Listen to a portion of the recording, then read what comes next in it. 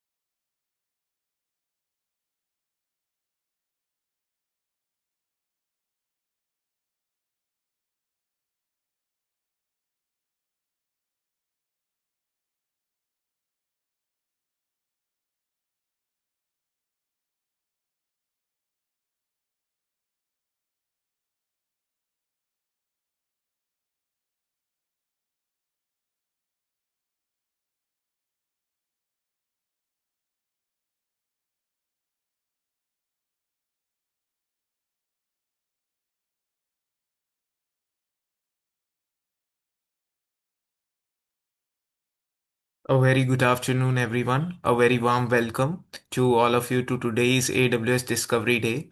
Myself, Lakshay, AWS Capability and Adoption Lead from edForce. So, talking about edTalk, which is powered by edForce, is a lineup of the finest knowledgeable webinar. EdTalk is crafted and delivered by the industry veterans to cater that all the technical cravings of IT workforce and to equip them with the emerging technologies and the technical development from all around the globe. So there is a giveaway alert, which I gonna let you guys know in end of the session. Amazon voucher worth rupees 1,000. I am delighted to be part of this session and I am equally excited to introduce our AWS Authorized Instructor for the day, Mr. Naveen Shahi. Mr. Naveen Shahi is an IIT alumni and a seasoned cloud architect AWS Authorized Instructor with over 24 years of industry experience in delivering large-scale cloud-based solutions across AWS and Google Cloud. He has worked extremely with the Fortune 500 company, driving cloud adoption, migration, operation excellence, and cost optimization strategies. We are privileged to have him with us today to guide us through the discovery session on AWS, and I am confident that this will be a highly insightful experience for all of us. So please join me welcoming Mr. Naveen Shahi. Hello everyone. Give me a thumbs up if you all are able to see me and hear me. All right, great. Give me a minute. Let me just set up with my presentation.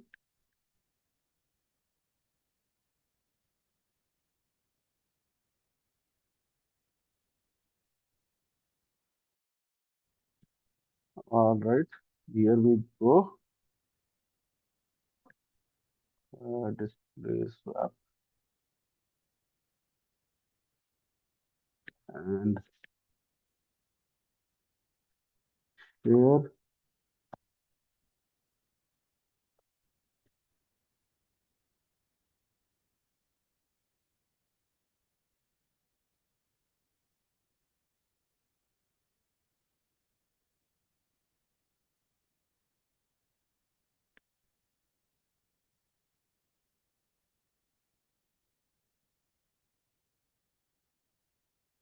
All right, give me a thumbs up if you're able to see my presentation.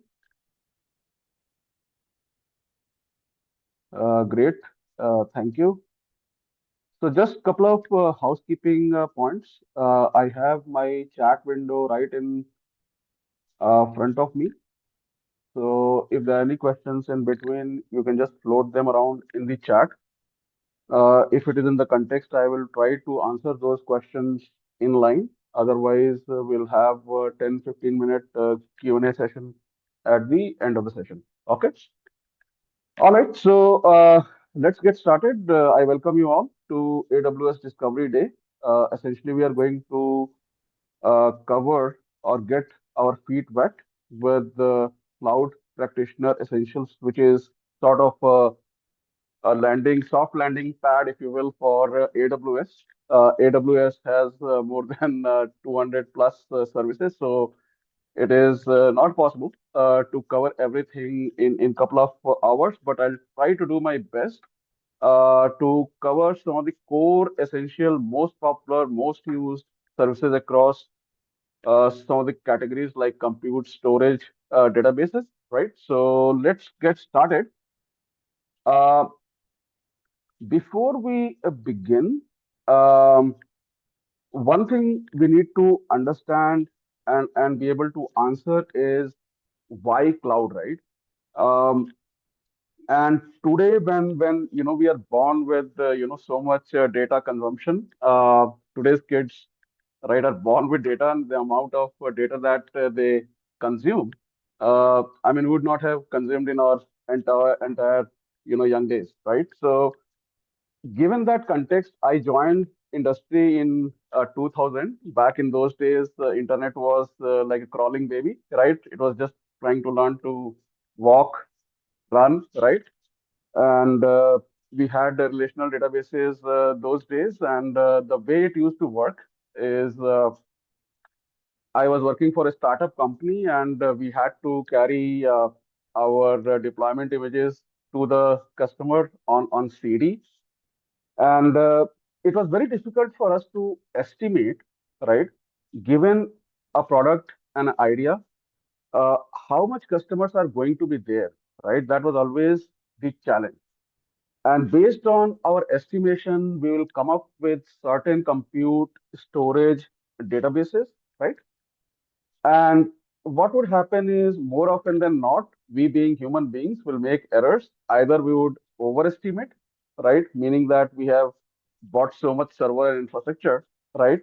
And we don't have customers to account for, in which case our CFO is not happy, right?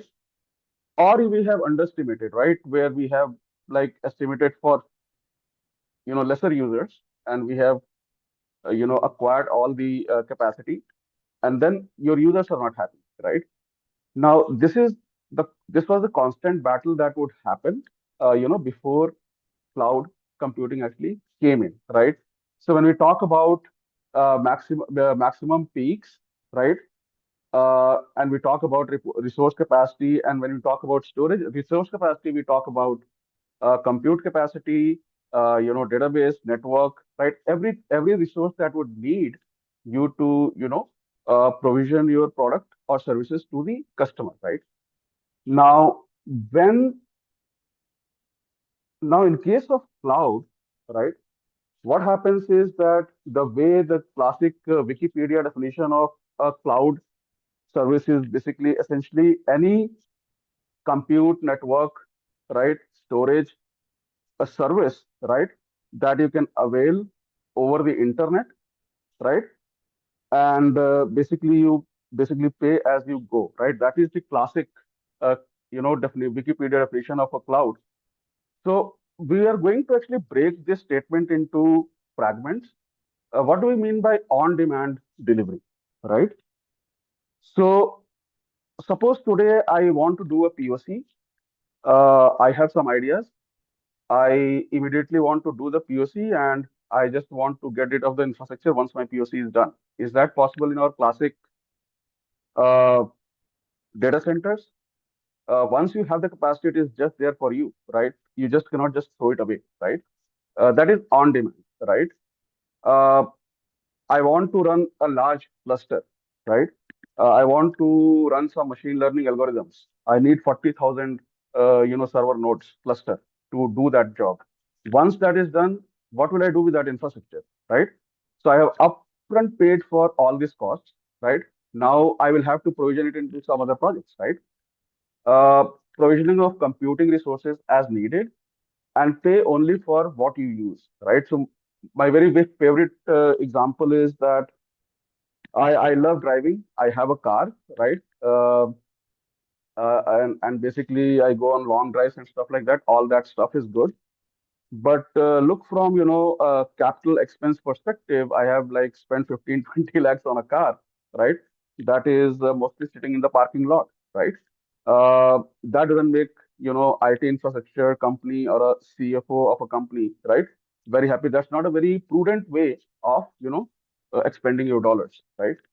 So now let's look at uh, cloud computing components. So when we talk about cloud, essentially, you know, at the end of it, cloud infrastructure is built out of servers, storage, databases, applications. I mean, these are like nuts and bolts or ABCDs, right? Of the cloud computing, right?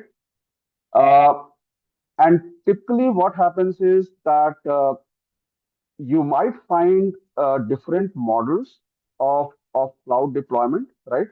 So to start off with, maybe we work for a customer or we are working on a project where essentially everything is on premise, right? Right, starting at the right side of the slide, right? This could typically be where the starting point is. So which means that our application servers, our databases, our mailing servers, our file servers, everything is basically on premise, right? We might have a little intelligent tier where basically different departments actually might be sharing resources, right? So meaning using their own in cloud virtual machine, all those little bit of concepts from the cloud, but essentially it's still on premise, right? And then you might be working with customers who over a period of time might have moved from on-premise to cloud. So maybe they have extended their backup, solutioning using cloud, or they may have put their databases on the cloud, right? They may have extended storage on the cloud. So this is kind of a hybrid where basically you have on-premise as well as cloud, right? Or you might be a startup company, right? Uh, with the highly a pool of highly talented developers, right? You don't obviously have large budget for infrastructure. In which case, what you want to do is you just want to build a wonderful product and just deploy it on the cloud, right? That might be the third option. So all these three options, right, might be available, or you might have worked with customers with varying profiles. Okay. Now talking about the benefits of AWS, some of the benefits are inherent from it being a cloud service itself, right? So obviously agility is there, elasticity is there, cost saving is there, rapid deployment is there, right? So people kind of, focus a lot on the cost saving based on the example that you don't have to put a lot of capex upfront. Basically, it's pay as you go, right? So once you need some servers, you basically provision those servers using click of buttons or commands. That server is available for you. You do whatever you want to do, and once you stop using it, you basically stop paying for it, right? Something little uh, on a lighter note, basically agility and elasticity, right? These are kind of not given that much visibility or importance in our communication, but essentially from my perspective, yes, cost saving is going to be there with AWS, but agility and elasticity is something that kind of creates the differentiators, right? Uh, in today's age, it's a very competitive world. Basically, there are multiple products competing in the market. Uh, your survival guide is basically to bring up the best services, solutions, applications, right, to your customers, right? How do you do that? You do that by being very agile and very elastic in your infrastructure. Okay. What does agility really mean, right? I have a brand new idea for a product that is going to take it to the next level, right? How quickly can I do it? Uh, well, if I have to if I have to provision my hardware, I have to do planning, I have to do guessing, I have to procure this thing, I have to set up everything, right? My starting point itself is 2 to 3 months down the lane, right? By that time, your competitions and your competitors are going to eat you up, right? So one of the advantages of AWS is that at a click of a button, right, all this infrastructure, all these technologies, all these great latest and greatest things that in innovation is available to you at your fingertips, right? Just by using AWS, right? What is elasticity, right? I don't have to guess how many users there are going to be, right? It is elastic infrastructure. It is going to scale in, scale out.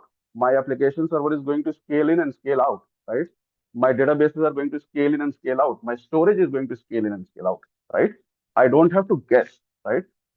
I can design my infrastructure in such a way that I can sleep peacefully at the night and my infrastructure is going to scale in or scale out depending upon the user load, right? Rapid deployment, right?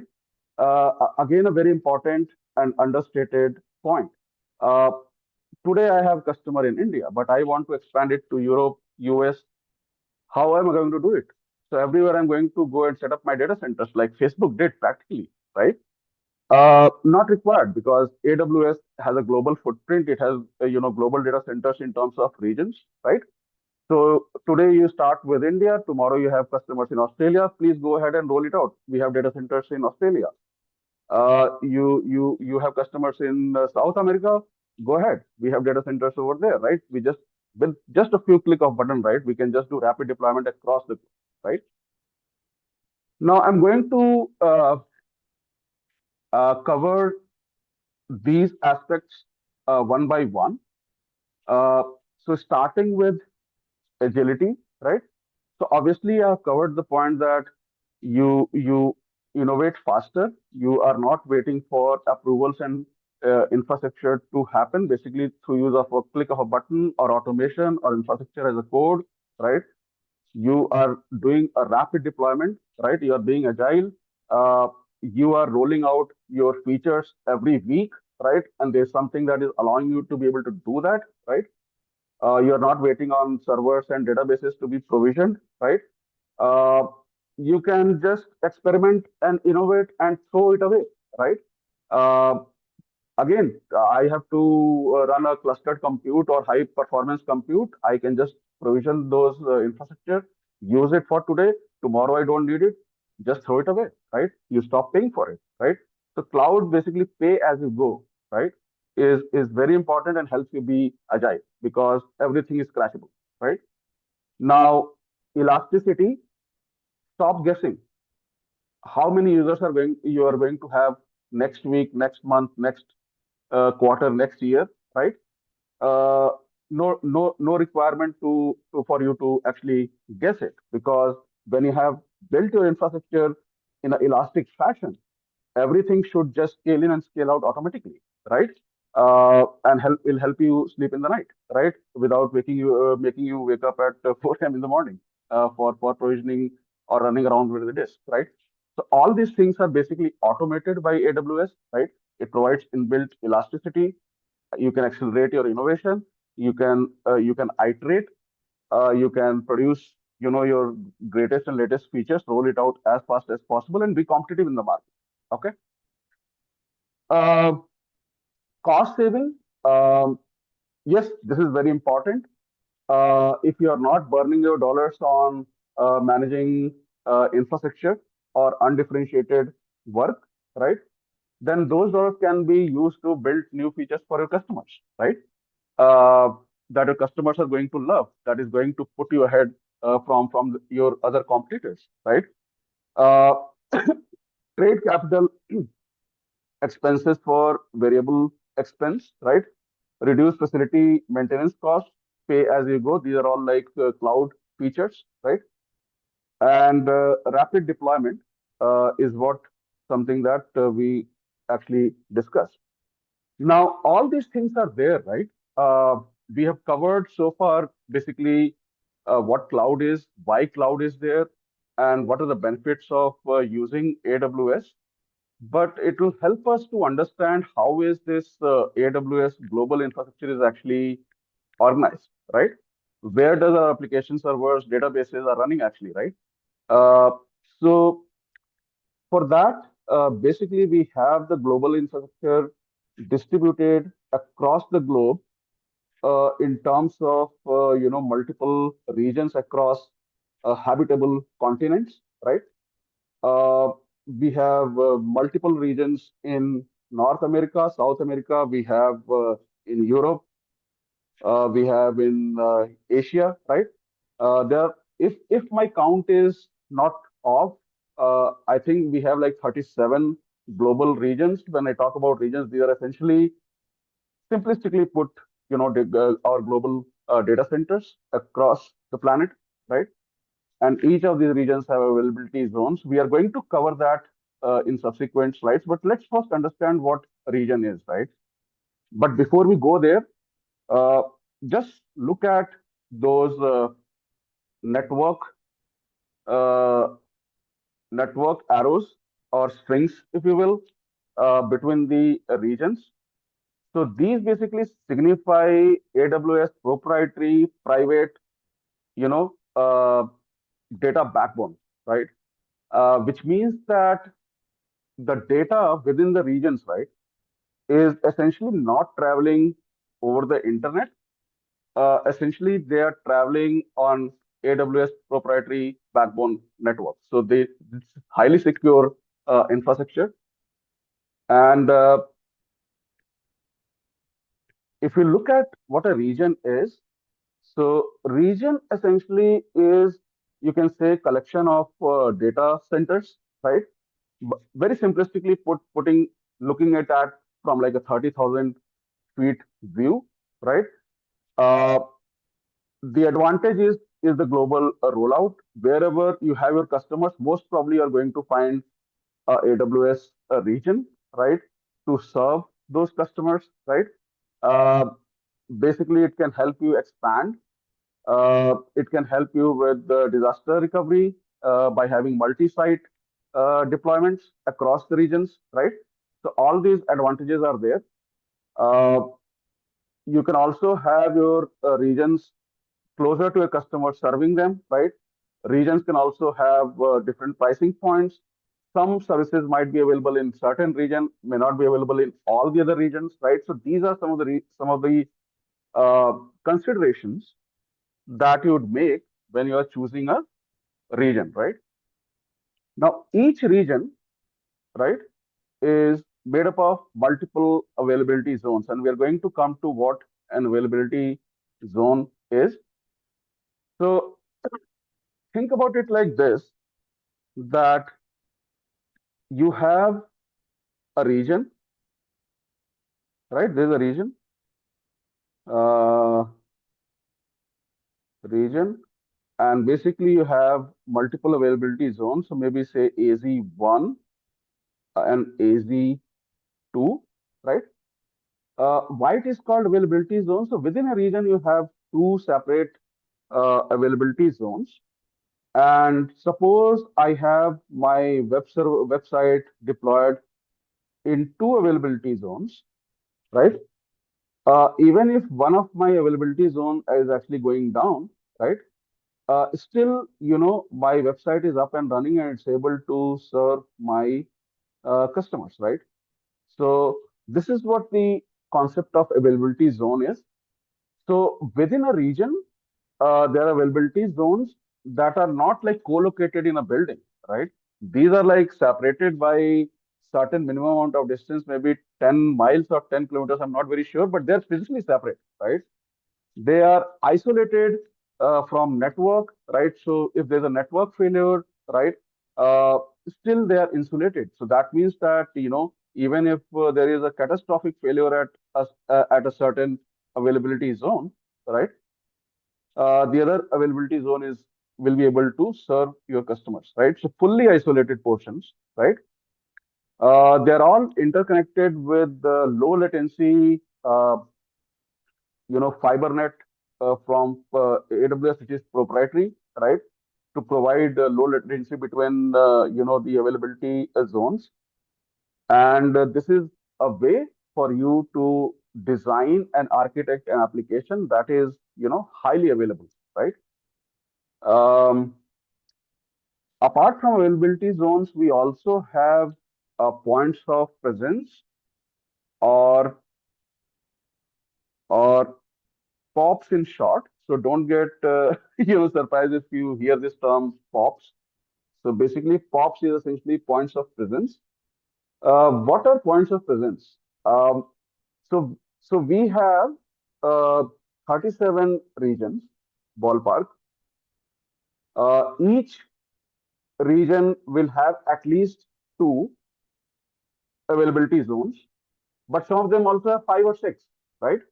Um, some of the older ones also have five, right?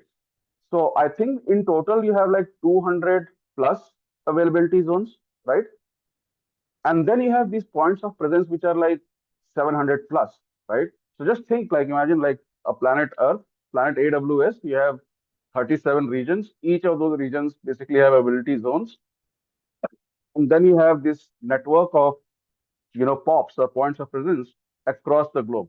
What are points of presence? The points of presence are, again, a small data center. And when I talk about small, I'm talking in relation to or relative to availability zone, or the region. But essentially, what's happening is that these points of presence, or these uh, local data centers, right, serve two things. Okay, first is basically, since they are globally present, right, they cache data near to your customer, right, like our browser, right. So you go to any site, your browser is basically caching data. So next time you go to that site, your response times are very less, right. Similar concept with, you know, uh, CDNs you might have heard, right? Content delivery networks. This is what they do. They bring the content closer to the customers, right? So that it doesn't have to travel across the oceans and thousands of miles, right? That is the first use case. Second use case is that they bring AWS network closer to the customer, right? So for example, if customer is trying to upload something, right? So AWS, essentially, from point of presence to the customer browser, it's internet, right? So internet is generally shaky, flaky, right, unpredictable. But once you reach point of presence or POPs, then you're basically riding the expressway of gigafiber AWS fiber net, right? That is much faster than your shaky internet, right? So these are two primary use cases for POPs, right? Now, in terms of global structure, this is the last slide that I am covering. Now we are going to actually jump into. We have few questions. What is availability zone? Is it a physical data center? Ritu, that's correct. Uh, it is essentially a data center, right? So imagine you have a planet. You have basically a region. Region will be split into availability zones. These availability zones are basically physically separated by tens of miles. Now, each of these availability zones again are data center, right? And these data centers will have, 50 to even 100K servers, right? These are availability zones, but essentially they are data centers. They're a collection of data centers. Okay. Uh, I would like to know what is availability zone. So availability zone, as the name suggests, basically is a collection of data centers, right? Uh, and the way to explain it is that you deploy your applications in multiple availability zones. So even if one availability zone goes down, right, your application is still up and running and serving your customers. Hope that answers the question. Okay. All right.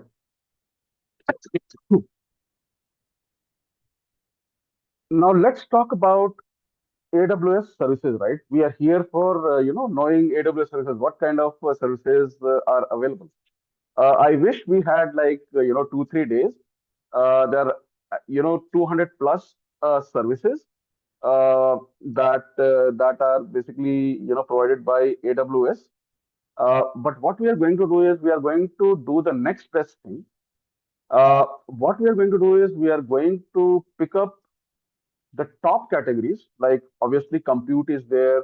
So we are going to look at some of the services in compute. We are going to take look at some of the core services in storage, databases. network, right? And we are going to cover one or two from each one of these families. So at least we have a good grounding in terms of the most popular ones that are being used. Most probably your customers are actually already using it, right? It's nice to know them from ground up. Okay.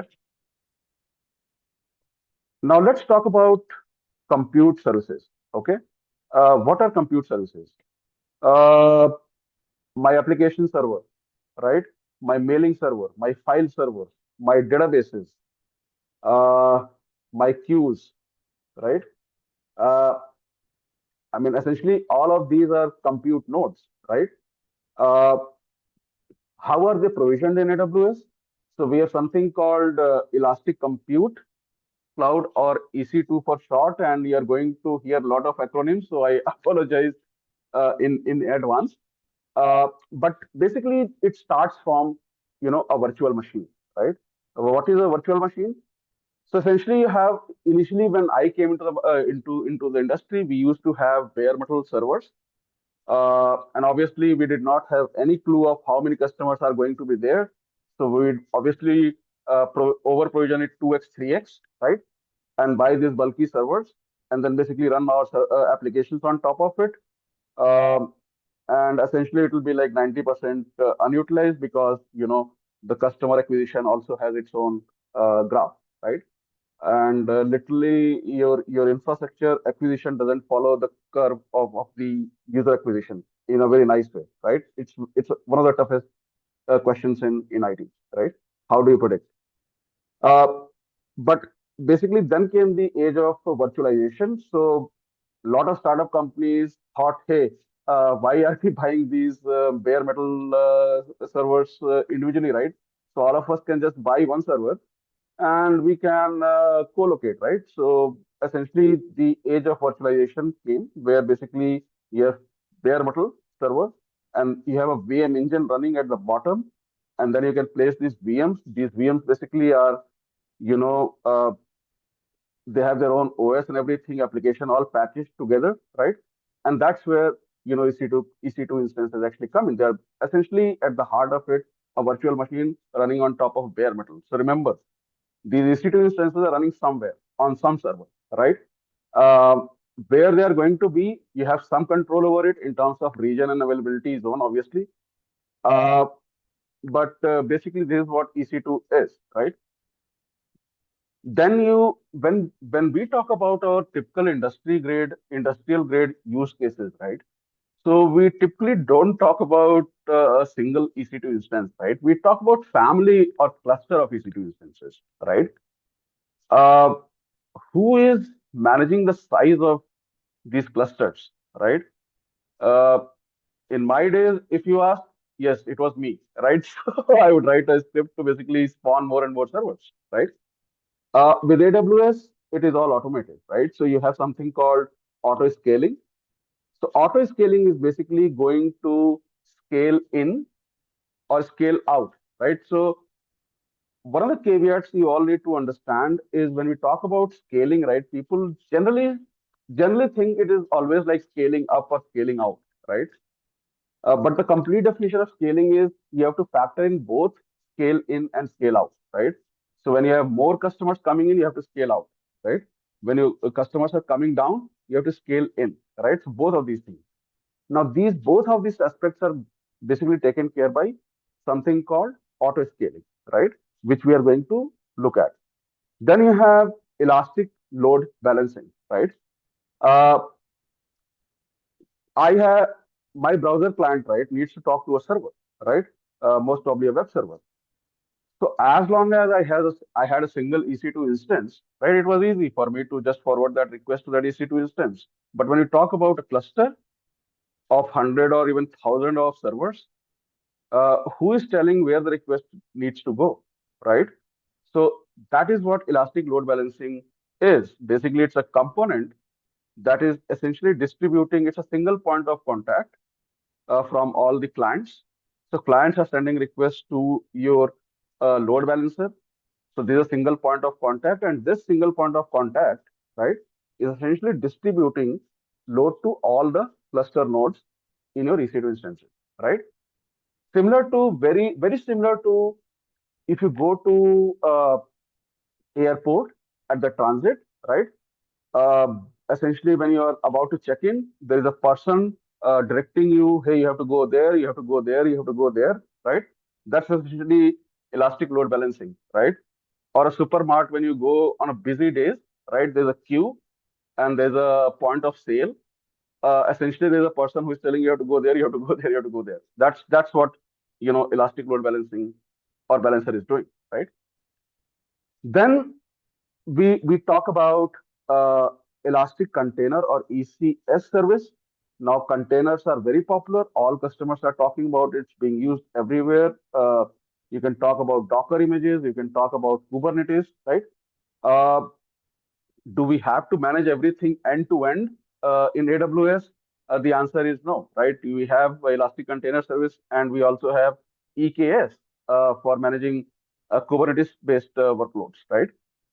And my personal most favorite and very popular among most of the customers that I I talk to and work with is AWS Lambda. It's a serverless model where of compute. Basically, you don't manage any servers, right?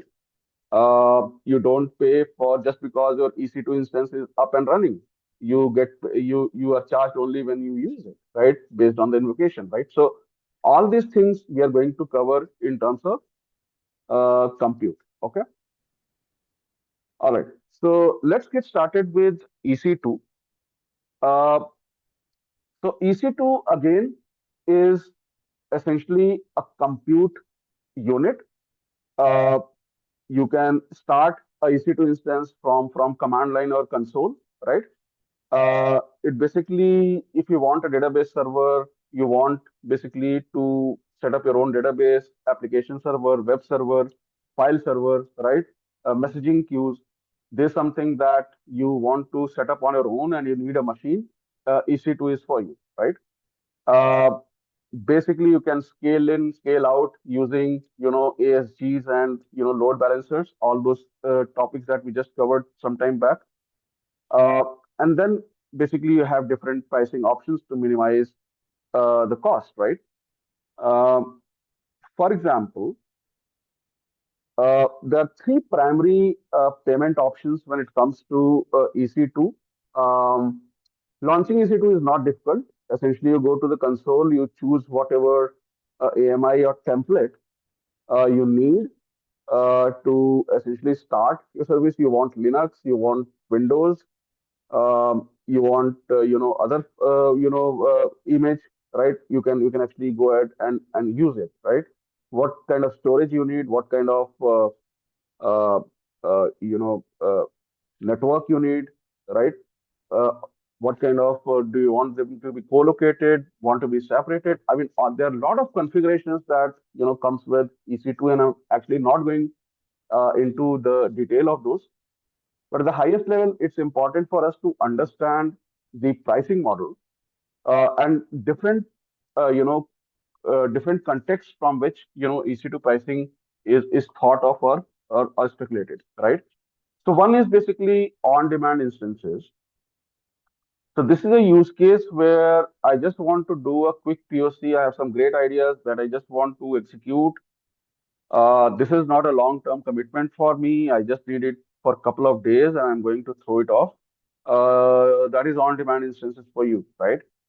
Uh, like any on-demand service, if if today I plan to go to some vacation just unplanned and I call up the airline or a hotel reservation, obviously it is going to be one of the most costliest options available, right? So just on a scale, okay, just on a scale, if I say that on-demand instances basically costs you dollar 10, right? Doesn't mean it's costing you dollar 10. I'm just showing it relatively, okay? Then basically you have reserved instances, right? So reserved instances is committees, right? So if you can commit to uh, one to 1 to 3 years of committed use, right? Typically for production servers, right? So database production databases, production application servers, right? These are the instances that you don't just throw away every week, right? They are there for, uh, years, if not longer, right? So there is something that you can use reserved instances, in which case you commit that, hey, I'm going to use this compute or EC2 instance for next 1 to 3 years, right? In that case, you can get up to 60 to 70% saving, which is basically on a relative scale. I would say that this is going to cost you $3 to $4, right? If on-demand instances are costing you $10, reserved instances are going to cost you somewhere between $3 to $4. How about spot instances? So spot instances is a very interesting use case. Uh, so imagine that basically AWS, this is the provisioned global AWS capacity, right? Obviously, all of it is not used all the time, right? So say suppose at this point in time, only 60% of the capacity is being used, right? So this is what is being used currently, right? Which means that AWS always will have some spare capacity that it is willing to auction, right? As at as low as 90% savings, right? So if you are lucky, you might get spot instances which are very similar to which are exactly same as on-demand instances or reserved instances at a price of $1, right? Uh, Only caveat is that with spot instances, uh, if the capacity increases, if the capacity requirement of AWS increases, your spot instances might be reclaimed, right, at a short notice of 2 minutes, right? Now everybody must be asking Naveen, like, what's the point of using spot instances if they can be reclaimed in 2 minutes, right? What's the point? So there are a lot of use cases around this, right? So if you have designed your system, and we use it heavily, okay, and my customers use it heavily, spot instances, and the way to do it is that essentially you design your system to be fault tolerant and stateless, right? When I talk about stateless, essentially it is not maintaining a state, right? So think of a cluster of 1,000 web servers, right? Request response, request response, request response, they are getting bombarded, right? And each of this request response cycle lasts what, few seconds, right? uh, Even if few of them get reclaimed, right, doesn't matter, I have a pool of thousands, right? And HTTP is a stateless protocol, right? So still it works. Or I have a queue to process, right? I have a batch job, right? I have a pool of cluster of nodes that are working actually. So even if few of them go down, doesn't matter. The rest of them that are working on it, right? So a lot of interesting compute models can be used at a substantially, significantly low cost, right? So if you have that foresight of how to use it, you can basically save a lot of dollars for your customers. Okay, all right. Now let's talk about auto scaling, right? So we talked about EC2 instance, and typically, if you are working at a industrial grade customers, right? Essentially, you'll be working with pool of EC2 instances that hopefully that you are not managing, right? Uh, so when you talk about pool of EC2 instances, obviously, what is the min count? What is the max count, right? Who is scaling in? Who is scaling out? Who is terminating? Who is doing health check, right? All of these things used to be done manually by people like us, long time back, right? Uh, Now everything has been automated, right? So auto scaling automatically adds or removes EC2 instances according to the conditions you define. What are those conditions? Hey, so at a certain usage rate, My average CPU utilization is 60%, 50%, maybe even 70%. I am happy with that. But as soon as my CPU utilization starts going above 80%, I want to add more instances, right? That is scaling out, right? Or there could be multiple, much more interesting scenarios. I'm giving you a very simplistic, view of what might happen actually, right? Or you have a EC2 instance, right? You don't have any auto scaling policy or anything defined. You just have EC2 instance. So what happens if it gets terminated, right? Who is ensuring that, who is monitoring that this server is up and running, right? Even if you have one EC2 instance, right? If it were me, I would still configure it as a part of auto scaling group, right? I will put that auto scaling, I just need one, right? So I have auto scaling group, I have EC2 instance, I have put only one is required. Now, if this EC2 instance gets terminated, at least auto scaling group is going to bring it back because its commitment and its SLA is one VM, right? So this is again a high availability solution, right? When you use auto scaling group, whatever you say, it is going to manage that, right? And then basically you have lot of interesting algorithms around scaling. You have dynamic, predictive, machine learning, all those kind of things. Machine, it can learn from your behavior over a period of time and scale in and out depending upon your own use case, right? So these are all the advantages of auto scaling group, right? And how does it actually help? I've been talking about auto scaling, right? So typically, when I joined, the workforce in 2000, this is how it used to look like, right? So maybe on Sunday I have very low usage, right? Monday basically there's a little bit of peak. Tuesday there's a little more. Wednesday you have the max peak. Thursday, Friday again it's kind of trailing back, right? So actual demand is basically those purple or blue bars that you are seeing. But because I had this peak over here, the minimum capacity that I am going to put for is basically this, right? And what's happening over here? It's all wasted dollars actually, right? All these dollars got wasted actually, right? They were not even used, unused capacity, right? This is the primary advantage of using cloud, right? In cloud, you don't have to guess and put something up there upfront, right? It can auto scale in and out like this, right? So you have one user or you have 100 users. Basically, there's something elastic about your infrastructure that is basically elastically scaling in and scaling out your capacity based on the user, right? There's nothing like cast, in iron, this number, here's what it is going to be, right? So when it comes to auto scaling group, we talk about three parameters. One is obviously the min. In this case, basically, it is say one, right?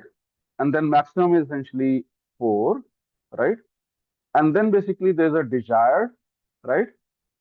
I'll come to that what desired is.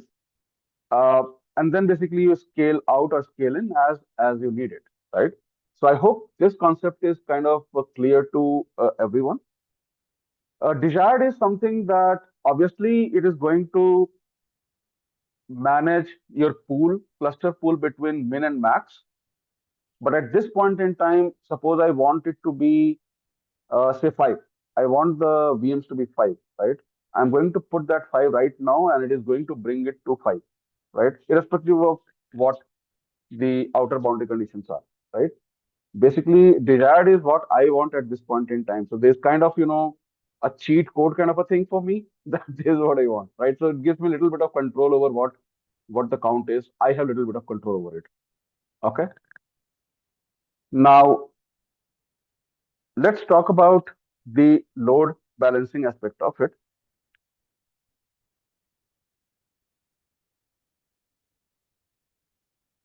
Yeah, so basically on its own, the question is it possible to go beyond the max limit, right? So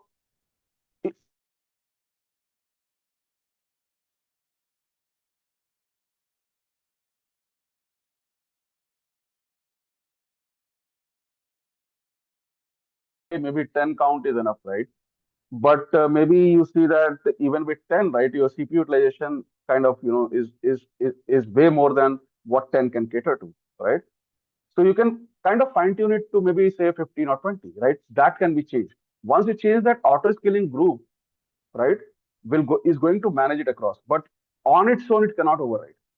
Hope that is clear. Okay. Now let's talk about the load balancing aspect of it, right? So as I said, uh, conceptually it's a very simple thing. We as a human do it. We distribute load, right? Uh, hey, if I have some bunch of work and if I see three, four people around me, I try to push a little bit of work around them, right? That's kind of load balancing of work, right? Uh, and that's exactly how your load balancer is working, right? So automatically distributes traffic across multiple resources, acts as a single point of contact for your auto scaling group, distributes traffic across multiple availability zone. This is very important, right? So not only it is distributing load, it can actually distribute load across multiple availability zones, right? Now remember when I was talking about availability zone. So even if one availability zone is down, right, still your load balancer can basically distribute your load across multiple availability zones, right? So that is kind of fantastic because then your system never goes down, right? Theoretically, theoretically, if your availability zone goes down, right, so you still have your system up and running, right? So this is very important, right? Now, this will be very clear when we talk about elasticity with EC2. We are talking about auto scaling group. We are talking about load balancers, right? During low demand period, obviously you can see that we have our ELB, elastic load balancer, over here. During low demand, basically you have only two, right? During high demand, you have four. Basically, this means that it is configured for min equal to 2, max equal to 4. It could be anything, right? It all depends upon your project requirement and what specific loads are, right? But this is what it is, right? And now you can see how we are building up the elasticity, right, in the system, right? And this is all automated, right? In the night, you don't have to wake up or be alarmed that, hey, your CPU utilization is going above 90%, got to add few more EC2 instances. No, it's all happening automatically, right? So this is what elasticity gives you in AWS or cloud. Okay. All right. Now we have talked about load balancers. So there are multiple type of load balancers in AWS. And one of the most popular ones that I'm going to cover is application load balancer, right? So very typical, very well known. Our our internet applications, our web applications, right? How does traffic get distributed? Essentially using application load balancer, right? So application load balancer, or ALB in short, that you will hear, right, is a type of ELB, right? You have many other types like gateway. You have a few more, right? Uh, uh, but we are just going to cover application load balancer because this is the most popular and most common one that is used. Okay.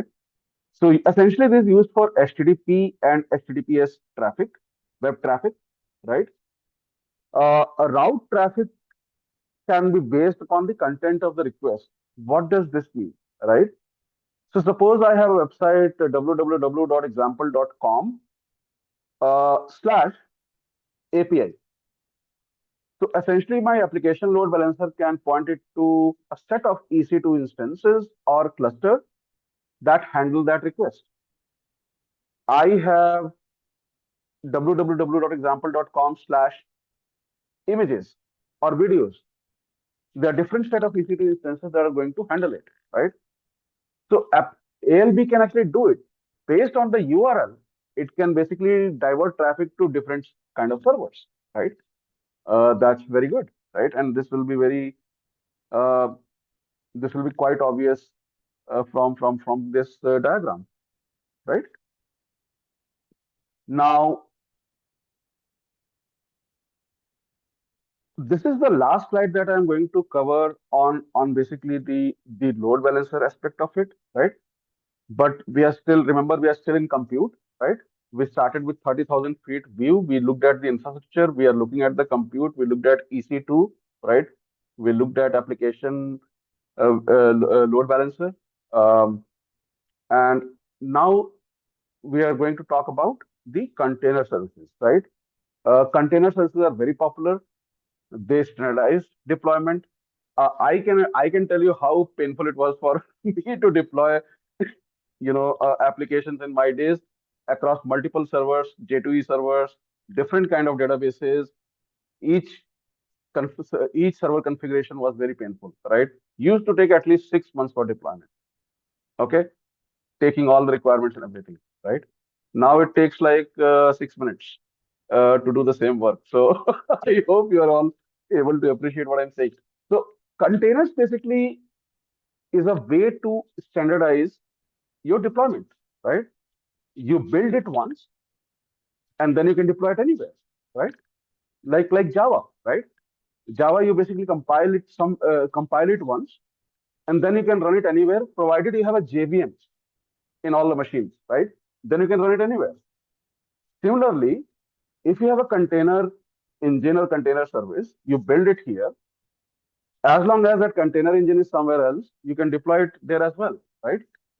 So container is basically a deployment unit. So say for example, I want to install. Suppose what is a container? Difference between ELB and auto scaling group. All right. So let me just, Ritu, let me just cover this one. Uh, ELB and auto scaling group, right?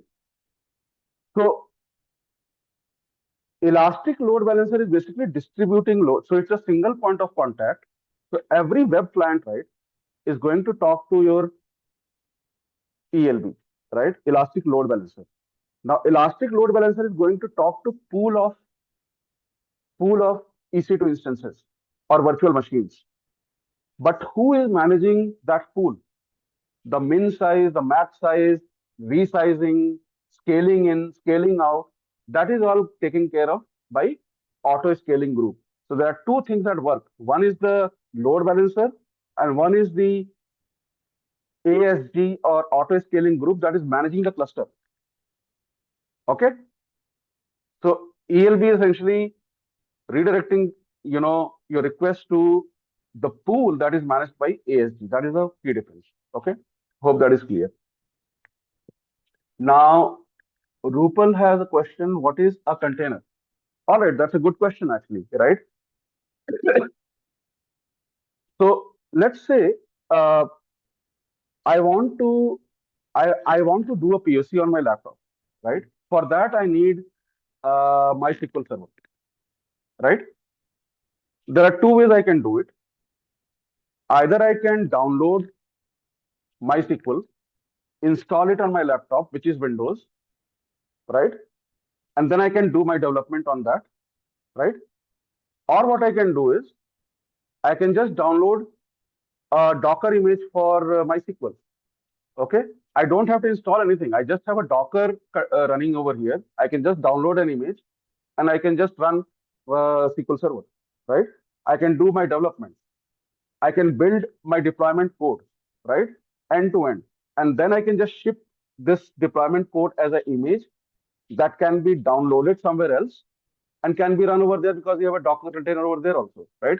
So it's a standard unit of deployment. It contains the code, it contains the dependencies, everything that is required to run your code.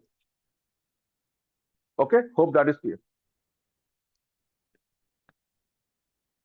Okay, so basically these containers are very popular nowadays because of the ease they provide during deployment time, right? Because of these services, we have CI/CD pipelines that can be built with a lot of automation, right? Basically, it is very quick to build, deploy, test, configure, roll out. This is what your entire CI/CD pipeline is. So container services essentially and containerization essentially is the root point from where your CI/CD actually started, right? It's the containers that basically help you with CI/CD pipelines, right? Continuous integration and deployment, right? I want my features to be rolled out every week, right? I want to be competitive in the market.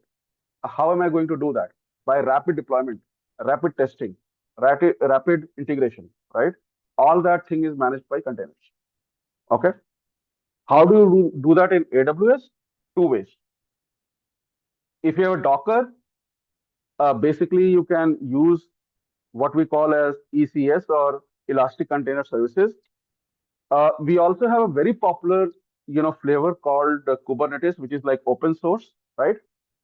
If you have, if your customers have, you are already using Kubernetes, then basically then you can use EKS, right? So ECS and EKS. Sunil, let's park this for last 10 minutes Q&A. I'll try to cover it. Essentially, we have a lot of things to cover from AWS perspective. Docker is a very specific technology. Only thing I can say is that basically Docker and Kubernetes, all these things are essentially, are there to help you standardize your deployment as a unit that you can build here and run anywhere in the universe, right? That's how it is, right? On my local system, if I am Windows, if I'm building doing a deployment over, if I'm building over here, it is not guaranteed that it is going to run on Linux, on WebLogic, or MySQL server, right? So it is just to standardize the deployment and push it anywhere. Okay, all right.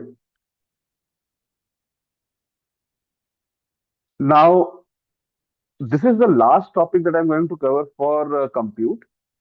Now, just in terms of Lambda, just to understand the context. So we did talk about EC2, right?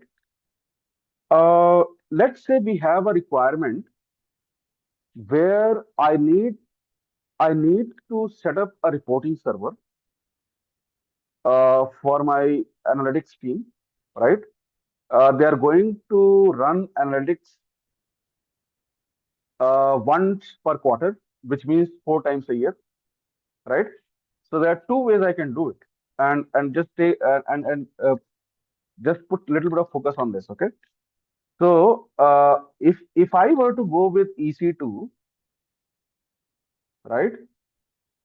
So I'm going to deploy my reporting infrastructure over here, and there's going to run 24/7, right? And once it is up and running, obviously your metering is on and you're just paying dollars, right? Even if it is used 4 times a year, just because your EC2 instance is up and running, you're going to pay for it, right? Compare that with Lambda. So Lambda is basically a serverless compute model where you can deploy your code and it is going to sit there. Your code is going to sit there waiting for some invocation or event. Okay. So based on a click of a button or click of a URL, that Lambda is going to get executed. Only when it gets executed, you're going to get charged for it. So I can deploy my reporting code on Lambda. And once I deploy it on Lambda, just because my code is there deployed as Lambda, I'm not being charged for it. Just because my code is there, because nothing is invoking it. But once it is invoked, you'll be charged for that invocation, right? So there's a huge amount of savings, and that's why it is so popular among the customers, right? It's one of the most popular services that is being used, right? It's just this subtle difference, right? Your EC2 instance is up and running. You have to manage it. You have to scale in. You have to scale out. You have to patch. You do all this management around it, right? Lambda, you don't have to do anything. Lambda, you just have to deploy your code. And whenever there is an invocation, you're going to get charged for it. It is going to auto scale in, scale out.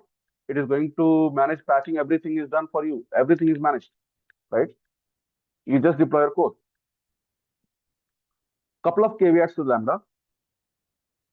The invocation time cannot exceed 10 minutes. That is one. So if you have a long batch process that runs for hours, Lambda is not for you. Second one is if you have if you require more than 10 GB, then Lambda is not for you, right? So basically 10 minutes, 10 GB, this is the thing. So not everything is lost because most of your compute, 90%, 99% of your compute is essentially falls under this, right? Imagine I'm just clicking a link, right? It is going to the web server. The response comes in milliseconds, right? It's a millisecond execution. How much memory does it need? Not 10 GB, right? And there are so many more use cases around it, right? Your web service APIs, right? Does each invocation need 10 GB? Does it execute more than 10 minutes? No, right? So Lambda is for these kind of use cases. Or another use case is that in the age of social media, we are all clicking a lot of videos and images, right? We upload it to the app. App is going to basically resize it to fit different devices, right? That image needs to be resized for different device types, right? It's a perfect use case for Lambda, right? So whenever you upload, basically Lambda is executed. It is going to resize this image into 10 different buckets and is going to persist it over there. Perfect use case. You want to run compression logic on your videos, compression something, right? Lambda is perfect for you, right? So there are all these use cases that Lambda can be used for. But for long running batch jobs, obviously it is not good. Right? It will not fit the model.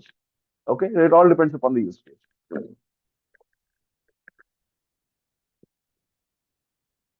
Pawan, that's correct. Actually. That's absolutely correct. Just because the code is deployed doesn't mean that you are charged.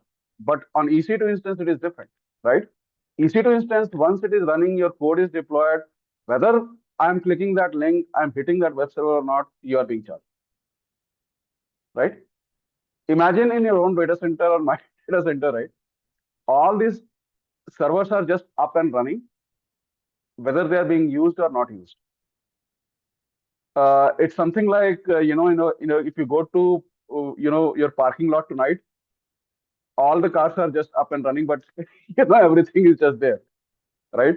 Uh, and CFO is not going to be very happy about it, right? So yeah, all right. So let's keep moving.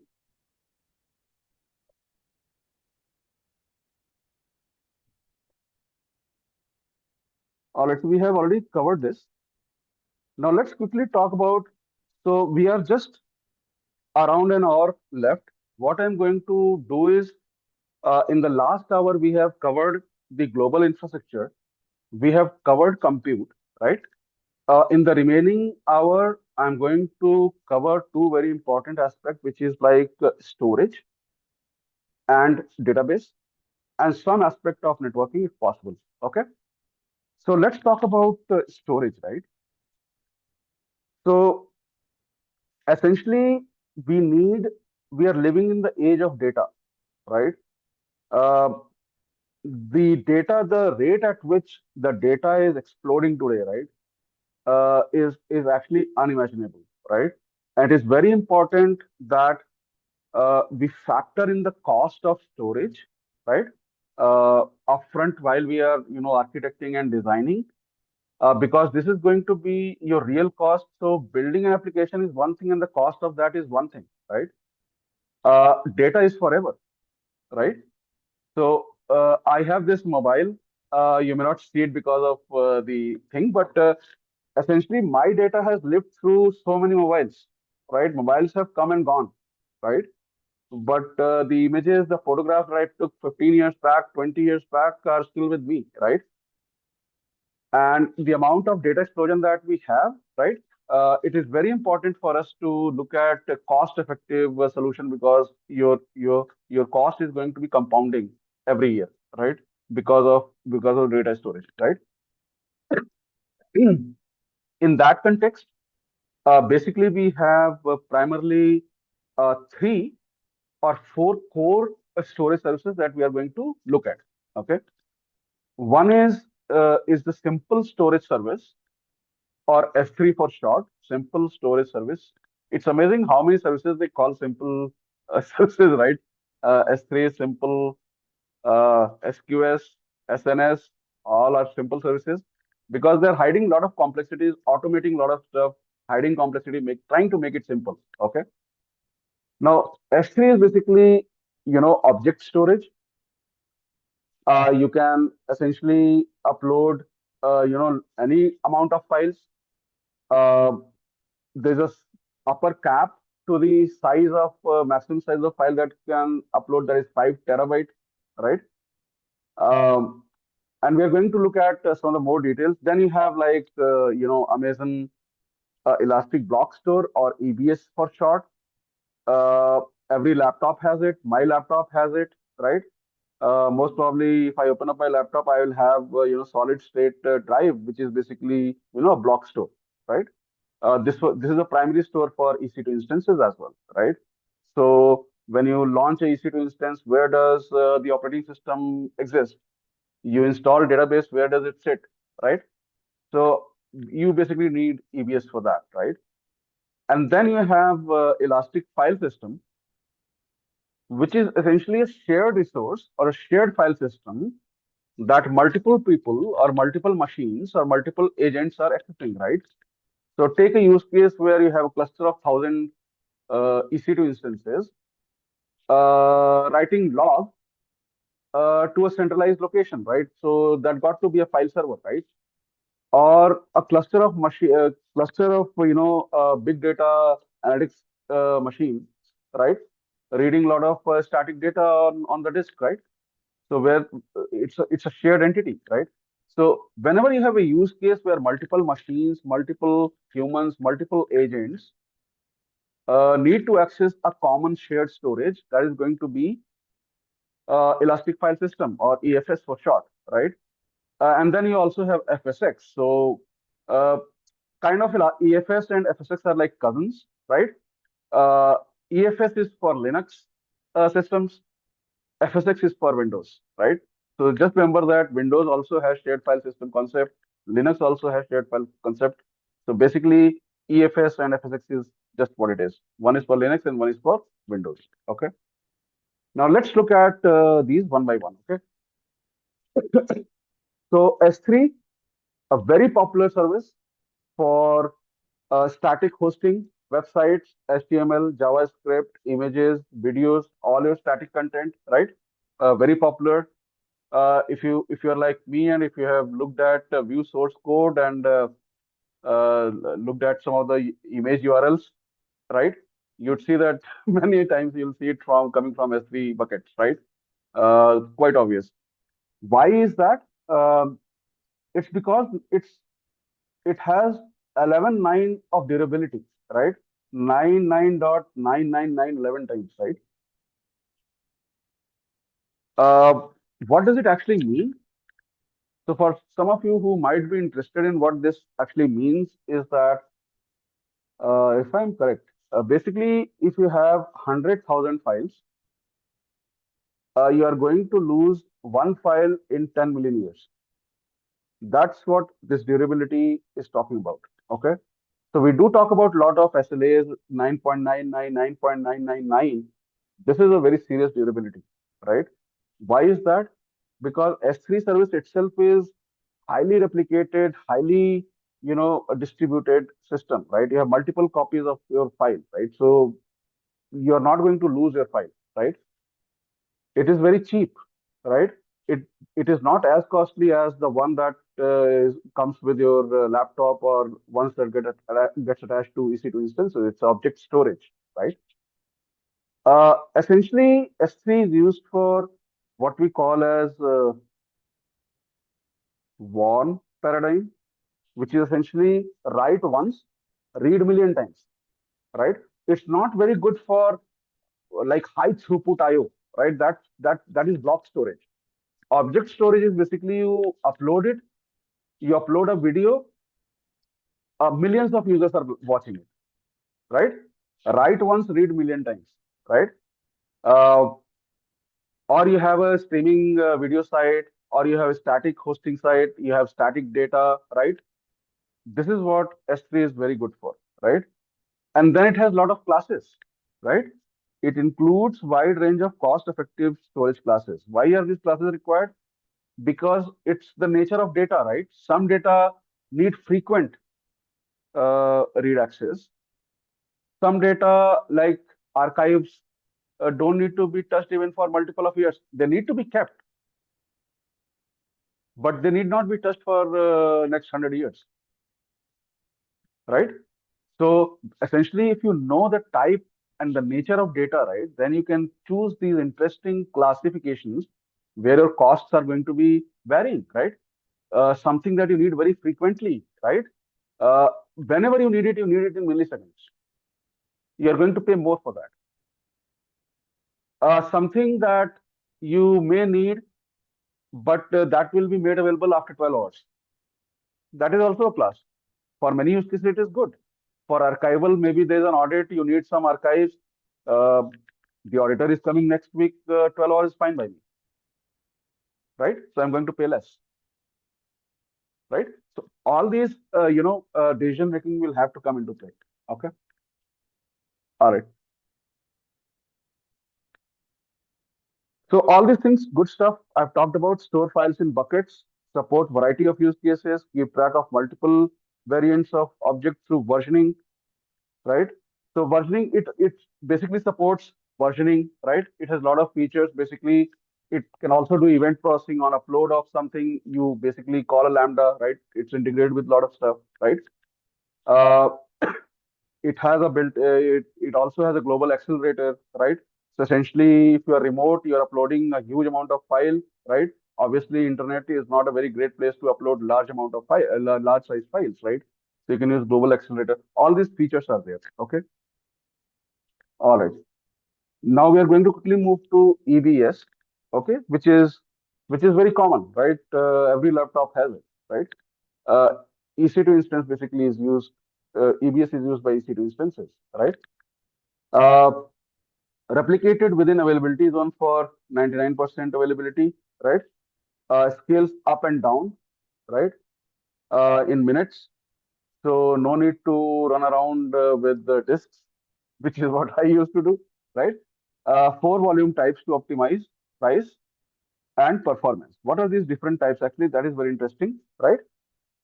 So essentially, when we talk about elastic block store, right, there are so many kind of use cases. One is that you need for a high performance compute, you need a high throughput of IO, right? Uh, and basically, you need provisioned IO, you need very high throughput, essentially solid state disk or SSDs for it.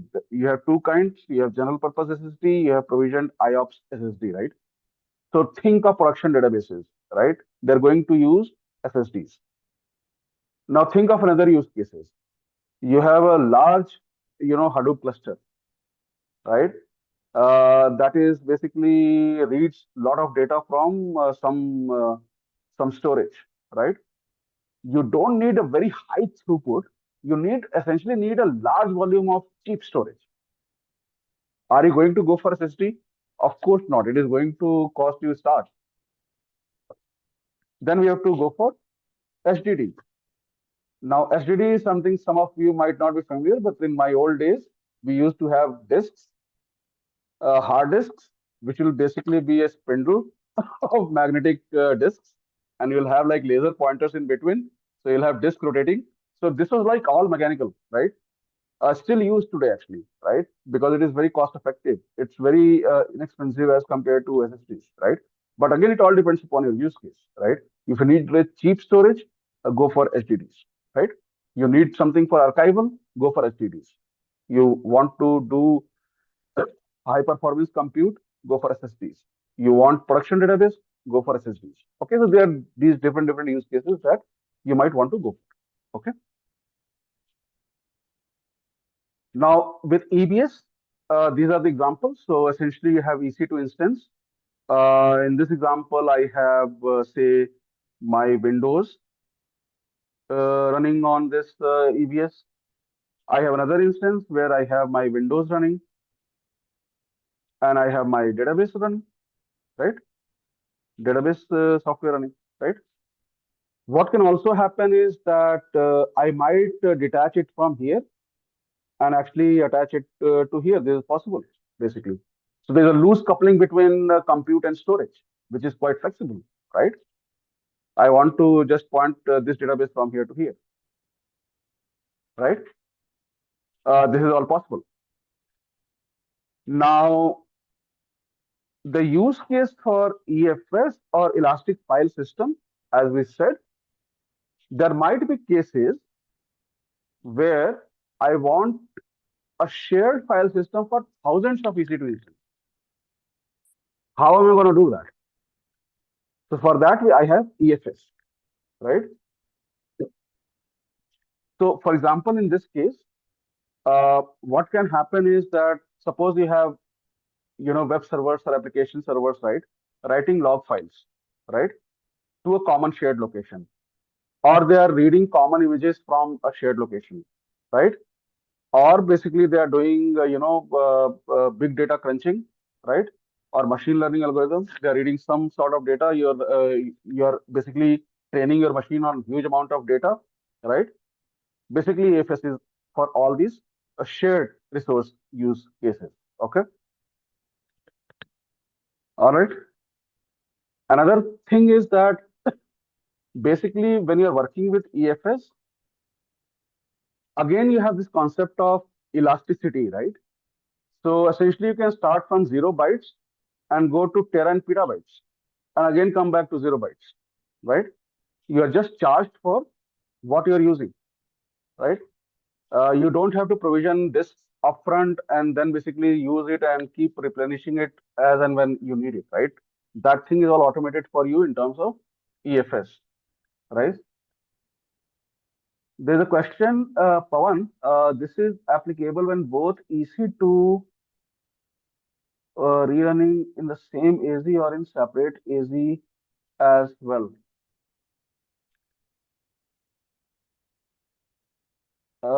This question was for ABS.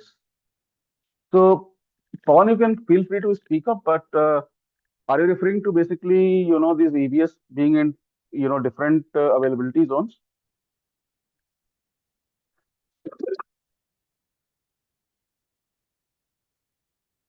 Or maybe we'll just park it. Let's feel free to ask this in during our Q&A, okay?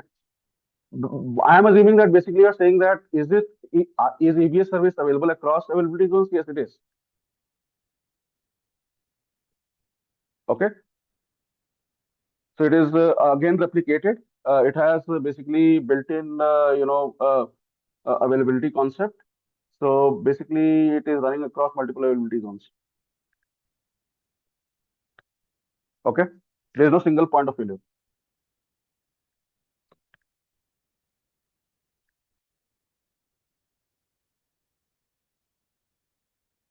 You'll park it for now. Okay, all right. So again, basically, dynamic elasticity, shared file storage is cost effective. You basically use it on demand, right? So essentially, it is again the storage itself is scaling in and scaling out depending upon how much you're using it, right? So you don't have to pre-guess or pre-provision anything, right? I hope that thing is clear.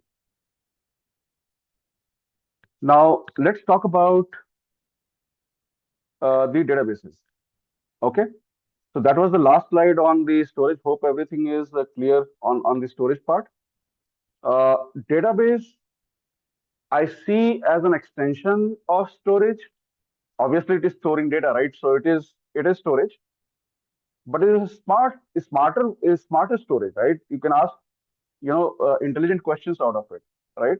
On EFS or EBS, basically you can have your images, but you cannot ask very interesting questions to it. You can just simply search your files, right? But databases can help you answer questions, and databases have been around from like 1970s, right? Uh, we started off with the relational databases to start with, and then with advent of internet, we started getting into non-relational databases or NoSQL databases, right? We'll come to that, right? Uh, but at a highest level categorization, right? We primarily have two kinds of databases. One is obviously the relational database, and then we have non-relational databases.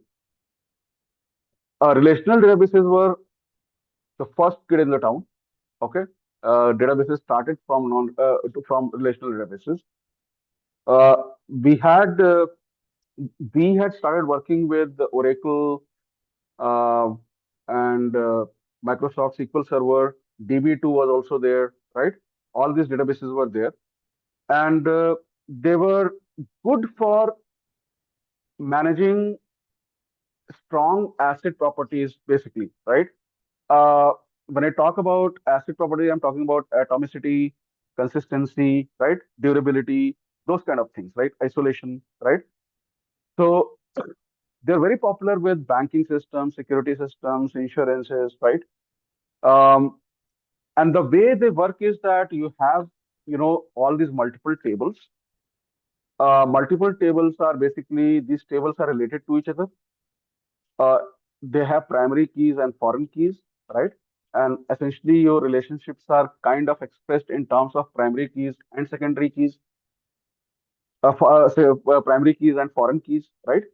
And they're all like related together, and that's where the term relational databases come. Now, while this was the strength of relational databases, this also became their biggest weakness when it came to scaling, right?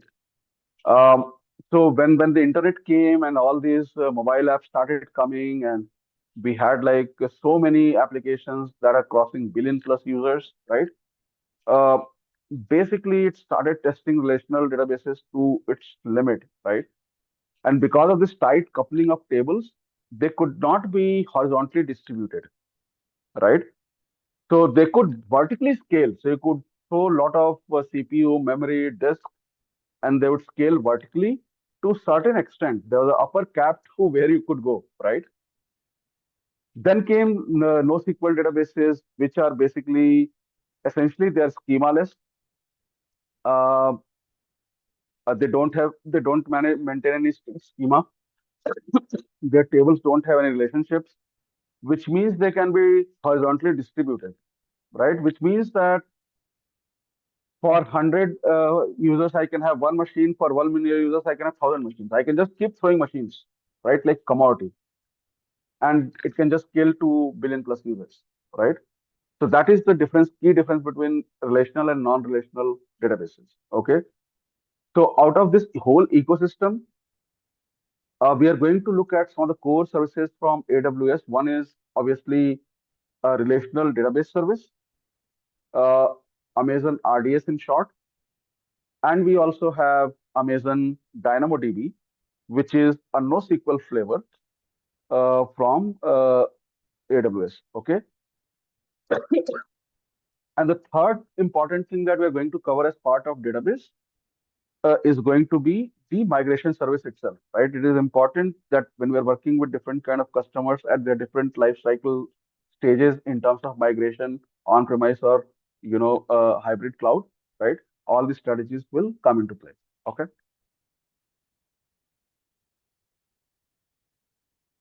All right. So let's talk about these relational database services, right? So effectively, we have, I think some of the most popular ones are like we have six core relational database engines, right? Some of them are, let me just see if I have got it in my, yeah, yeah. So we basically have some of these popular engines over here. We have Postgre, we have MySQL, MariaDB, Oracle, SQL Server, DB2 as well. I don't know whether how much it is being used right now, but we of course had DB2 as well. Uh, but what is this Amazon Aurora that we are seeing over here, right? So obviously these are all relational databases, but Amazon Aurora is essentially um, built by AWS, right? Grounds up for cloud. It's a cloud first database. Okay. Uh, Postgre, MySQL, all these databases were built not for cloud grounds up. So they come with a lot of baggage, right? A lot of code that may not be required actually, right? But Aurora basically was built, clouds up was basically agile, slim, right? Responsive, and comparing apples to apples. So Amazon Aurora can basically run in two modes. One is PostgreSQL and one is MySQL. Both modes it can run, but essentially it provides, 3 to 5x performance boost when you compare them with their native counterparts, right? So basically, read write might be 3 to 5 times faster than their counterparts, right? And if I'm not mistaken, Amazon Aurora might be one of the fastest growing product profile in AWS. Basically, it is quite popular. And the thing that you will see over here is that it basically takes a lot of manageability from you. So suppose I have a EC2 instance and I want to set up my own database, right? So I have my EC2 instance. I'm going to put, say, Oracle database on it. Then look in terms of manageability. Basically, we know that there's an entire database, there's an entire team to manage your databases, right? How much of an effort is there to actually manage a production database, right? Uh, RDS actually, automates a lot of things, right? So that basically your task is simpler, right? With EC2 instances and your own database, basically you are managing it, right? Whereas RDS is managed a service, right? Most of the things are managed for you, right? So that is the core difference. So you don't have to do patching, you don't have to do all these upgrades, basically backup. You have to configure it. Uh, just because it's there doesn't mean it's available. You have to configure all of these. But once you do that, all these things are taken care of, right? Compare that with EC2 and your own database, patching, maintenance, window, security patching, all these things you have to take care, right? Backups, recovery, scaling in, scaling out, disk volume, right? So that stack is pretty long, right? I know it because I've done it. So this is all automated for us now, right? So now we can clearly focus on the things that actually add value to the customers, right? Than doing this undifferentiated work. Basically, these are automated now, right? So this is something that we can leverage, right? And basically focus on what are the things that really bring value to the customer, right? How can we be more competitive in the market, right? These are the things that we can focus on. Okay, if we can basically offload these operational things, right, to AWS, then we can focus on the core value proposition. Okay, all right. Now, just in terms of provisioning, uh, we have this concept of multi-AZ deployment. So again, if I had my EC2 instance and I am installing a database on it, right, Oracle, how am I making sure that it is highly available? So I'm going to have two EC2 instances in two different availability zones. And basically, I'm going to have that database over there, right, in both availability zones. So even if one goes down, the other one is up and running. Over here in RDS, it is just a checkbox. So when you are creating a database, you can basically check this checkbox. And what it is going to do is that it is essentially in your region. Basically, this is your availability zone 1, availability zone 2. It is obviously going to create a primary instance. but it is also going to create a standby instance, right? Replicated real time, right? If this goes down, this automatically becomes primary, and your application will not even know. Everything is transparent, right? This is taken care for, right? Otherwise, we'll have to do all these things, set up and everything, right? Monitoring and everything we'll have to do, right? So saves a lot of time, lot of effort. It is well tested infrastructure, right? So all of this can be taken advantage just by clicking the checkbox. Okay. High availability and reliability, right? Uh, so the things that we have covered so far has nothing to do with performance. This is not a performance improvement. This is for high availability and reliability, right? That basically, if one goes down, you have a standby that can be promoted to primary, right? Transparent to your application, transparent to your users, right? But this has nothing to do with performance. For performance, what you do is you create read replicas, right? So essentially, given the nature of your application, you might have a primary database, but there are a lot of read requests, right? There are these expensive SQL queries that needs to be run that takes few minutes to an hours to get computed, right? And that is happening again and again on your primary database, right? What we can do is we can actually have our primary database, which is essentially facing your customers, right? But then you have a lot of other read replicas created, right? That can be used as reporting servers, right? So all your reporting or read heavy operations can be taken by your read replicas, so that your primary database, right, is just there to serve your customers read and request, right? So this is what will improve your performance, okay, for read heavy databases.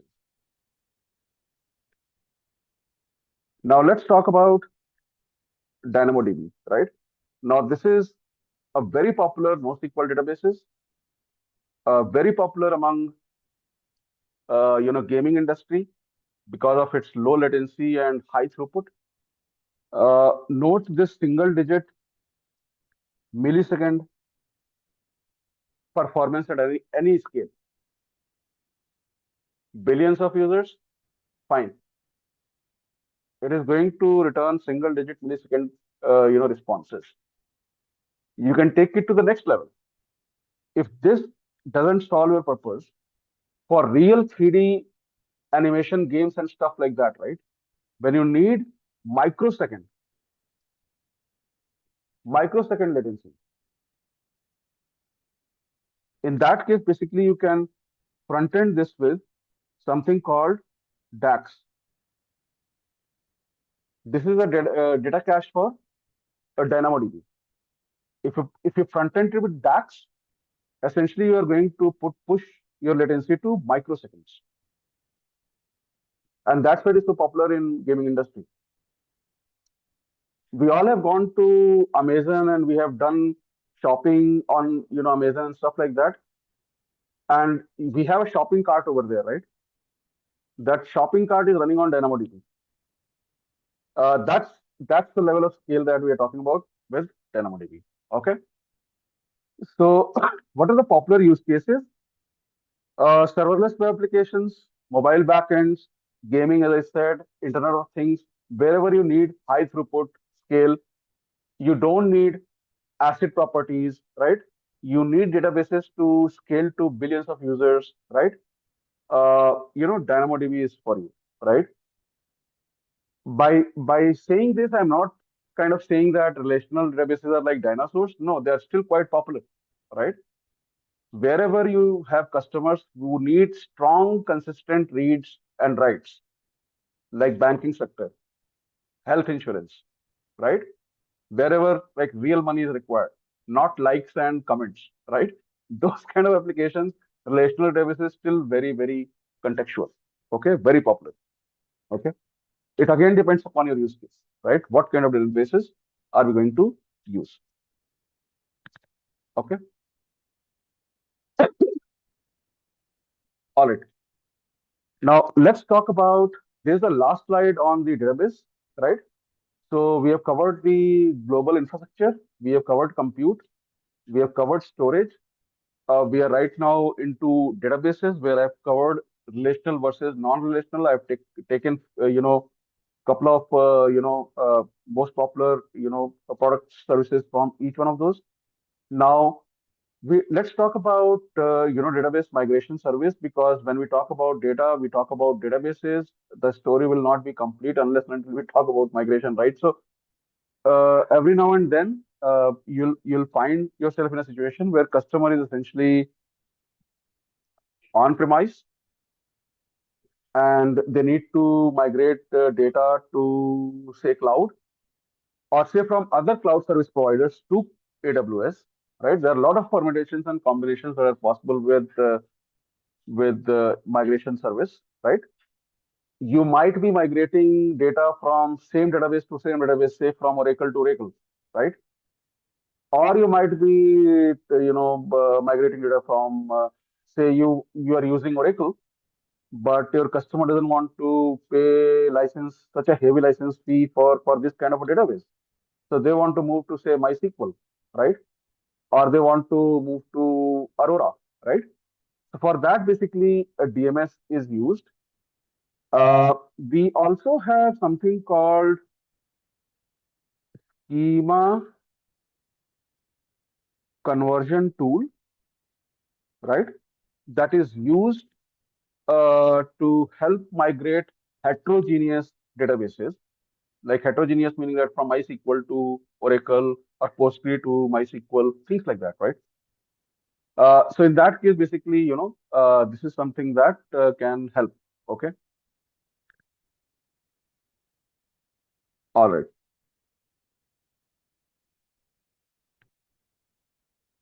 All right. Okay. So this is the last slide on the database.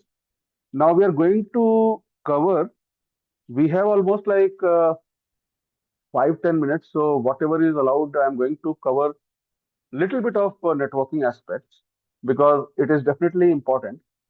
Um, so just from network and content delivery, something that is very important is basically your VPC or virtual private cloud. So you want to have your own private network in AWS cloud, right? So something that we use is basically VPC, right? Uh, and then we also have Route 53. This is a service for DNS, right? So essentially, remember that machines communicate with each other using IP addresses, but we humans are not that great with numbers. Otherwise, we'll not have contact, phone contact in our mobile, right? We would remember all those mobile numbers, but we don't actually, right? We are good with names. So the conversion between names and to the IP address, right? That is something that is provided by DNS service, right? Domain name service. And Route 53 kind of, provides that service. You can host a domain, right? You can transfer a domain from outside to Route 53. But it is much more than just simple DNS service. It can also do interesting routing, right?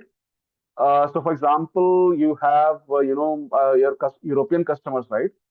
Uh, they'll be routed to regions in EU, or American customers will be routed to US region, right? So all these interesting things can happen. It can be based on geolocation, geoproximity.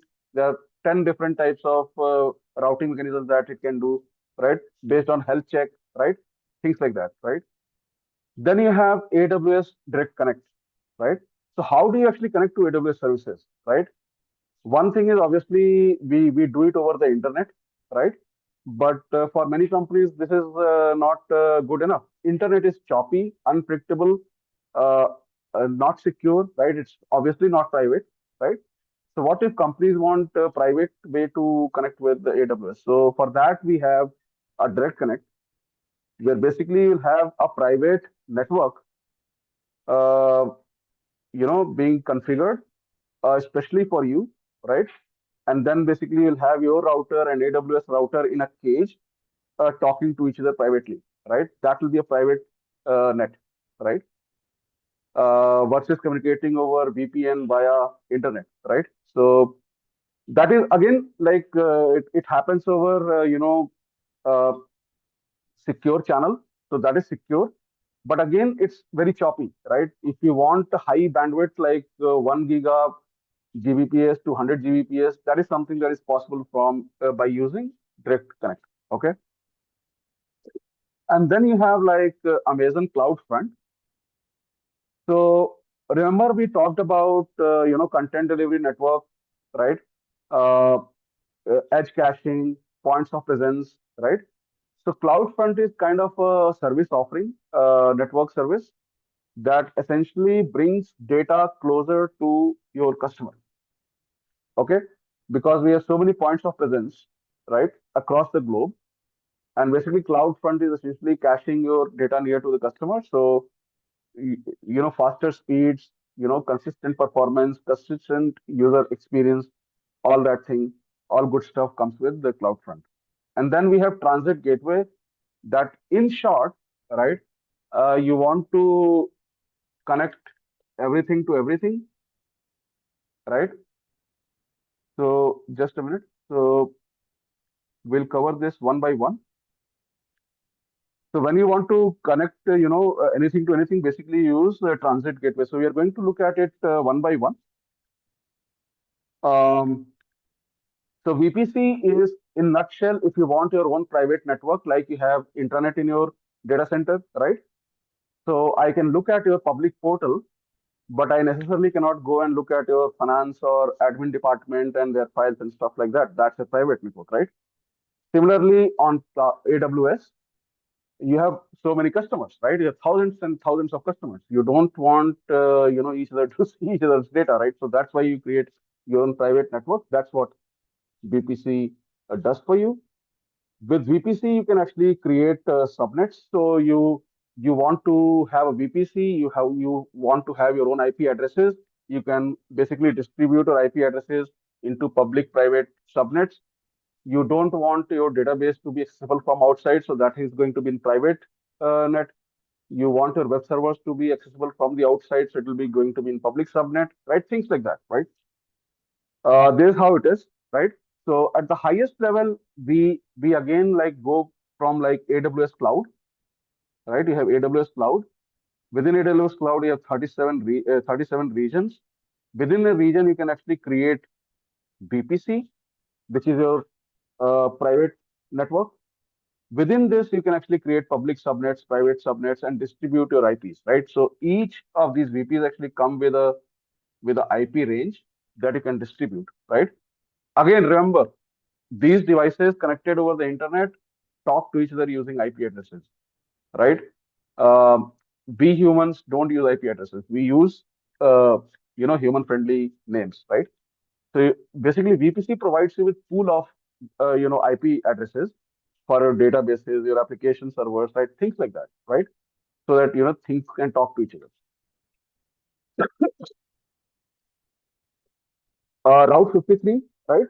Again, is as I mentioned, is basically a DNS service, right? Can translate domain names to numeric IP addresses, connects user requests to infrastructure within and outside AWS, and can route traffic to healthy endpoints. So actually, it can also do health check, right? So basically, you have like multiple systems, and your Route 53 is routing. It can also do point checks, right? So if this node is unhealthy, it is basically going to bypass that and forward to others, right? So these kind of things can also happen, right? Okay. So just as an example of routing traffic, right? So you can look at this URL that is being requested. So DNS service is going to respond back with an IP, and then you have these ELBs, and all these requests are going to get forwarded to that. So within this example, what can also happen is that suppose this user is from US, right? My EC2 this EC2 instance is in US.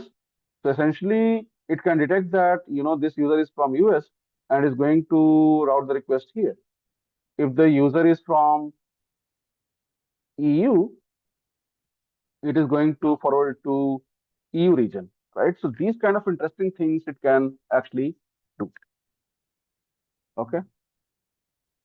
Direct Connect, as I said, basically is a dedicated network that gets created for for the customers, right, who need to communicate to AWS privately, securely, have a high bandwidth requirement, right? So basically, Direct Connect is something that can be provisioned. You need to lay a physical cable actually between your data center and AWS cage. There are a lot of locations that are publicly available where you need to get to. And within a cage, there is a your router and AWS router that are going to talk privately. Okay, that's what Direct Connect is. CloudFront, the example that I gave is that since we have so many points of presence globally, right? Suppose there's a user one, and basically your service is running from South America, right? So you have video streaming side, and essentially the first user that basically requests for this video is going to have a marathon across Atlantic Ocean and all these oceans, thousands of miles for the first user. But when the second user comes, right? When the second user comes, essentially this file is cached locally, right? So my user experience is going to be much better than the first user. So subsequently, it is cached, right? So essentially, it is bringing data closer to your customer, okay, for better, user experience, right? That's what CloudFront is doing. Okay, all right. Any questions so far?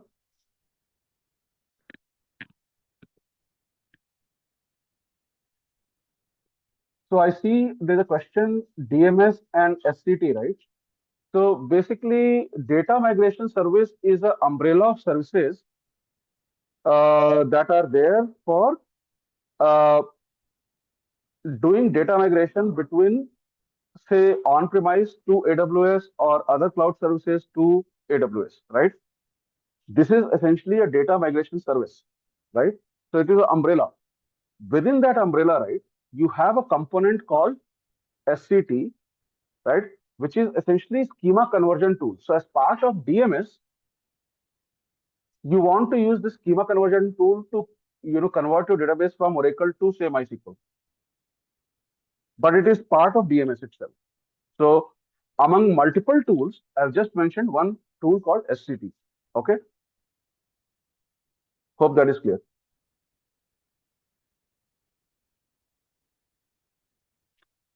Okay, all right. So we are having like 7 minutes. So we are going to have a little bit of fun and knowledge check of what we have covered so far, and have a quick discussion if there are some gaps. Okay. So basically, fingers on keyboard. Your knowledge check questions are coming up. Okay. All right. Here we go. All right. Three, two, one. All right. So compute, right? Which AWS service automatically distributes traffic across multiple resources and availability zones, right? Is it elastic load balancing? Is it auto scaling? Is it Lambda, right? Great. You guys have like smashed it. Okay. So really great to see that, everything is getting through. Great, great. All right. Next question. This is true or false? Amazon EC2 is a service that provides highly scalable, high performance container orchestration. True or false? Yeah, it's basically false, right? So essentially, the service that provides highly scalable, high performance container orchestration is ECS, right? Elastic Container Service. All right. Most of you got it right. All right. Let's talk about storage, right? So we did cover this. Which AWS service is the best option to use if you need high performance block storage? Oh dear. You all wish that I was your school teacher, right? Yeah, yeah. Absolutely, you guys are smashing it. Absolutely correct. Okay. All right. Next question. Databases. Okay. Which AWS service is the best option to use if you need a NoSQL database that is serverless? Correct. Correct. Correct. All of you are getting it correct. One thing I missed is DynamoDB is essentially a serverless, like Lambda, right? You don't have to manage any servers. Similarly, for DynamoDB, you don't have to manage any servers, right? You just create a table and you are done with it, right? All back, I mean, everything is scaling, everything is taken care for, right? So whenever you get an opportunity in AWS to use managed service, I highly recommend that we do it because it does save a lot of time and a lot of pain, right? A lot of midnight notifications. It will save you a lot actually. Okay. Next question. Databases. Which AWS database service supports multiple database engines, including Amazon Aurora, MySQL, PostgreSQL? Right. This is an easy one. All right, great. Everyone is doing really good. Everyone is doing killing it. Great, great. All right, amazing. All right, let's see network. Which of the following AWS services is highly available and scalable? DNS, DNS web service. I gave you the clue. Route 53 it is, of course. All right. I think this might be one of the final ones. Uh, this one we already covered. All right. Network. Which AWS service is a fast content delivery network? Fast content delivery network.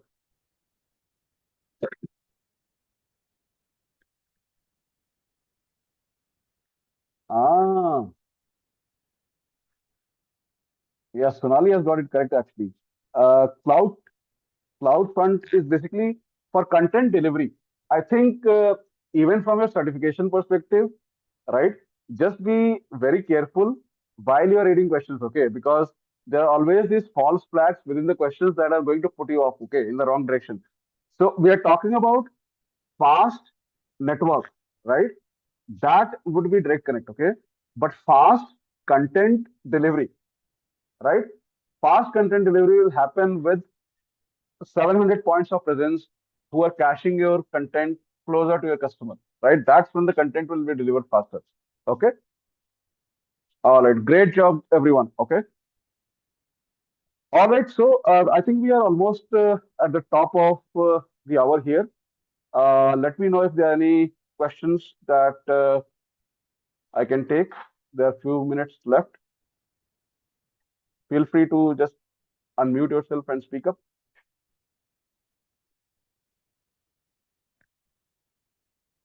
I think we're all good then. Lakshya, so I think over to you. Had a great session. But that's all I had to cover for today. Thank you, sir. All right. Thank you, everyone.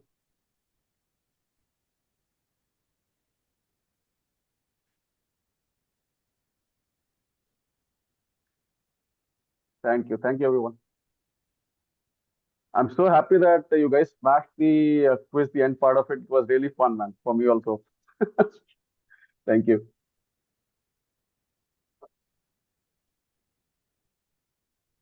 Yes, so do you guys having any questions, anything you want to ask from Mr. Naveen, sir, so that I can personally unmute yourself? Okay. So thank you everyone for being part of today's AWS Discovery Day. It's been a truly insightful session, and I hope you all gained a valuable knowledge about AWS ecosystem and its immense possibilities. A special thank to you, to our AWS instructor, Mr. Naveen Shahi, for sharing his expertise and making the concepts not only clear but also practicing with the real world prospects and scenarios. Your guidance will be truly helpful, sir.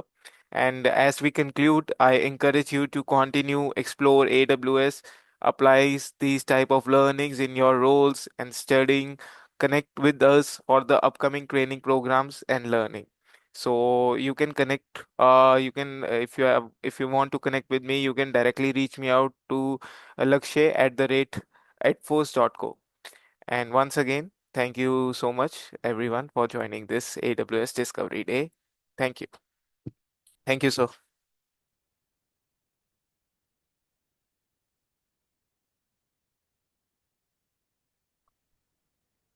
Thank you everyone for participation. Thanks, Laksh. Thank you, sir. Bye. Bye.